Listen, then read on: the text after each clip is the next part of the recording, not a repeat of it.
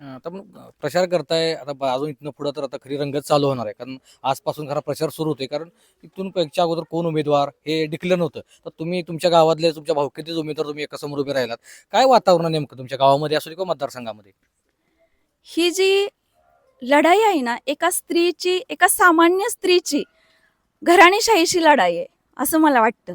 आणि एक सामान्य म्हणून मला सामान्यांच्या अडचणी किंवा त्यांच्या समस्या आहेत, त्या मी स्वतः उपभोगलेल्या आहेत. त्यामुळं मला त्यांचे प्रत्येक जी समस्या आहे ती अगदी मनापासून जाणवते. आणि मला लहानपणीपासूनच एक खंत वाटत होती, की बाबा आपण काय करू शकत नाही ना त्या महिलांसाठी. हां, जेवढं मला शक्य आहे तेवढं मी करतेच. किंवा अगदी मोठं झाल्यानंतर सुद्धा लहानपणीपासूनच स्वभाव आहे. मोठं झाल्यानंतर अमोलदादांचं तुम्हाला माहितीच आहे. आम्ही गेली आता 8 वर्ष झाले जवळ-जवळ महिलांना देवदर्शन घडवतो. तर ही सुरुवात पण आमच्या आध्यात्मिक ह्याच्यातनं झालेली किंवा महिलांना एक विरंगुळा मिळावा कामाच्या व्यापातून. काय म्हणायचं महिलांना असतंच की दिवसभर खूप कामधंदा किंवा हे असतं आणि एक दिवस त्यांना विश्रांती मिळावी किंवा विरंगुळा मिळावा ह्या हेनं आम्ही ते देवदर्शनाचं आयोजन करतोच.